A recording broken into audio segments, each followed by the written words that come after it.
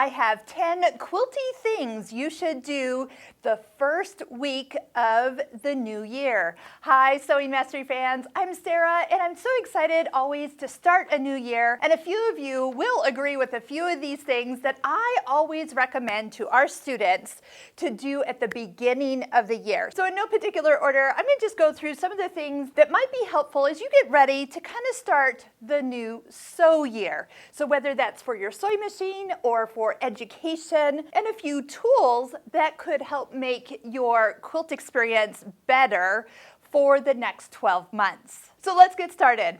I cut out a brand new quilt kit and realized that my rulers are aging. Now, how many of you have rulers that you know you've bought over 10 years ago?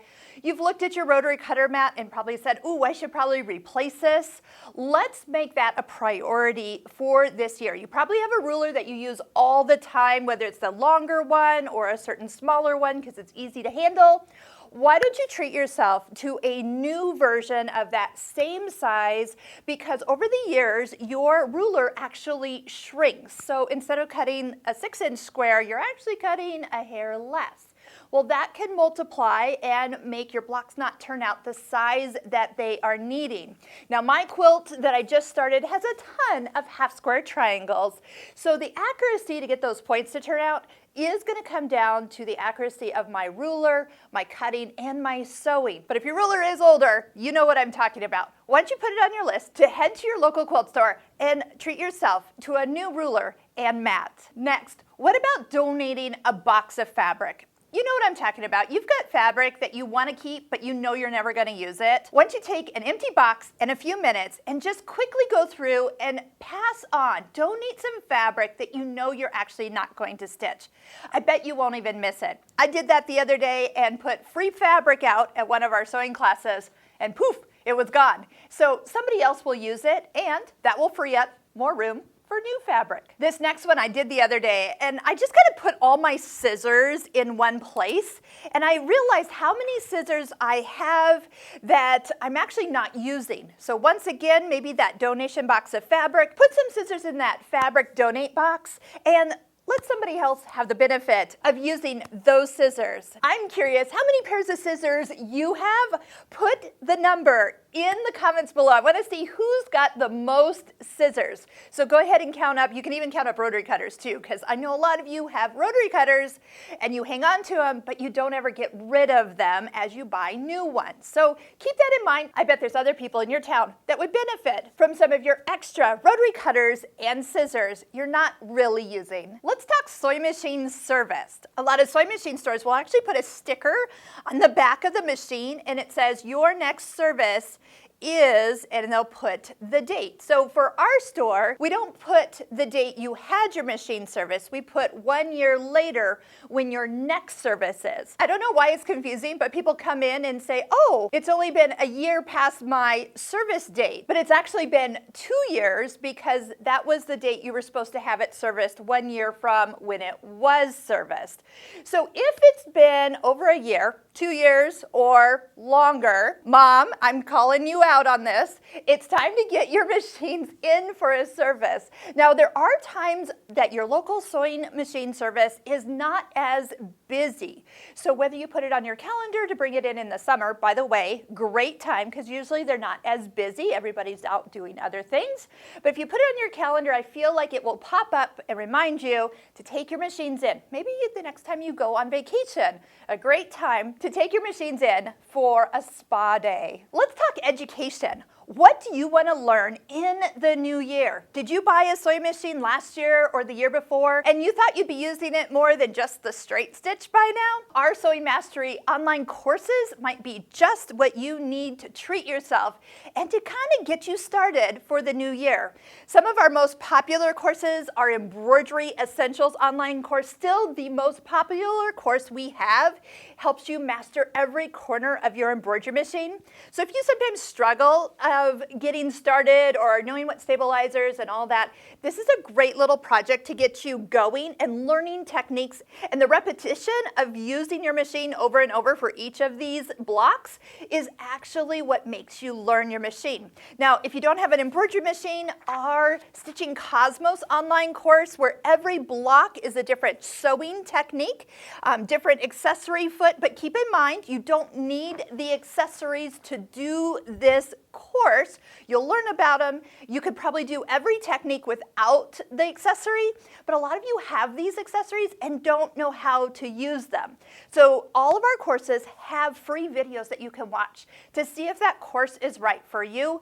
And I'll put a link below to where you can find all of them, including my personal email address, where if you'll send me your make and model number of your machine, I'll curate a list of courses that would be right for you and your machine. Another popular course is the one that teaches people how to rehoop multiple times, so it's like a whole cloth experience. This is actually 20 hoopings, so you learn to use the tools that are in your machine that allow you to connect designs after design. So those are great courses, and we have tons more. So check them out or email me and I'll put together a list just for you. Now, before I keep going, I'm going to ask you for a small favor. When you're watching YouTube videos, whether they're mine or somebody else, it is free content to you. And so we do ask that if you've watched a video, it is proper to click the like button while you're watching it or when you get to the end, but also to subscribe to our YouTube channel. I'm hoping to reach 200,000 subscribers by the end of the year, and you can help. A fun fact, but kind of alarming, is only 1 in 10 of you subscribe to our YouTube channel. So all we need to do is have a few of you hit that subscribe button. You'll be notified when new videos come out, and that is your way of saying thank you for all this free content. This next one, I want you to treat yourself to a pack of 100 needles. Number one, they are so much less expensive. We're going to put links below to some Amazon links where you can buy 100 pack of needles, or your local store might have them too, so check with them first. But when you have 100 pack of needles of probably the size you use the most, it makes you just change your needles more often, which leads to more successful sewing and less frustration.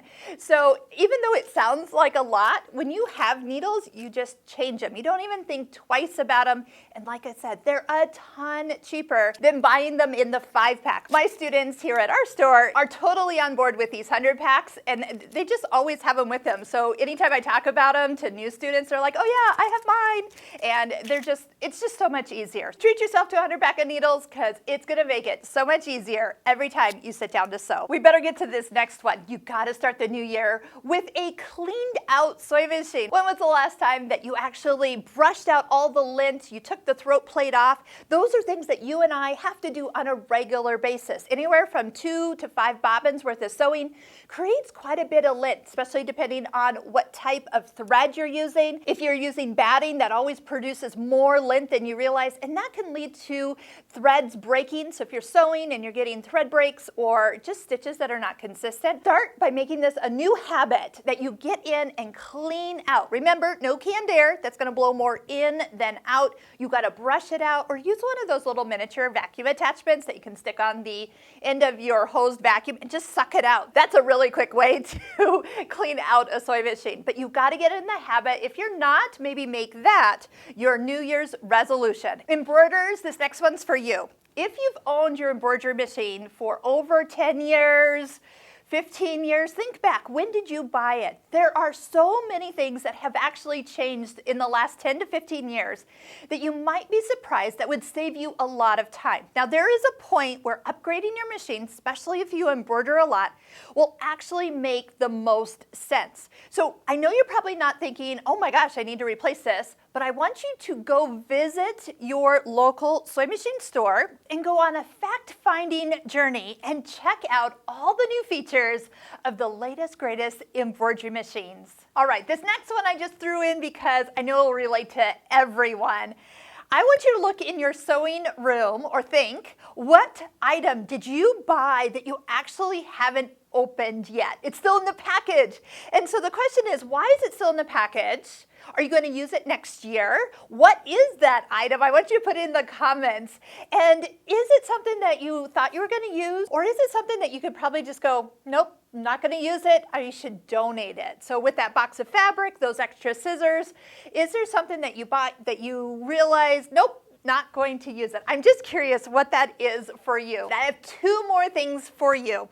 Number one, just a quick reminder that if you have a sewing question or a sewing machine question, that you can actually type it into a Google search and the answer will often come up correct. Now, a lot of people ask me questions, and even if I don't know it off the top of my head, I will copy their question, paste it into a Google search, and take the answer it gives me and go, oh yeah, that's right.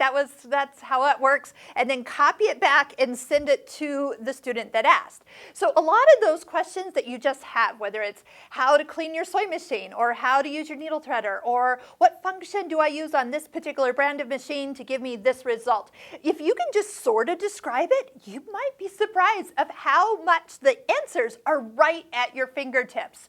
So even if you have a phone with a voice record kind of thing and just record the question into the search box, it will then find you the answer. It's amazing how much is right at our fingertips with our iPad, our computers, and our phones. And the last thing I want to share with you is actually something that I have enjoyed over the last now 6 years. I usually talk about it during my New Year's videos, is something that I started, and it's called the Happiness Project. And I picked up one of these books back in 2019 was the first time I did it. And on each page is the day of the month, and then there are actually 5 sections, so enough for 5 years for documenting things that make me happy. So a lot of times I'll put down something good that happened the day, or if I sewed something. This is a great way to keep track of all the things that you sewed, because sometimes we forget over the year how much we actually did get done.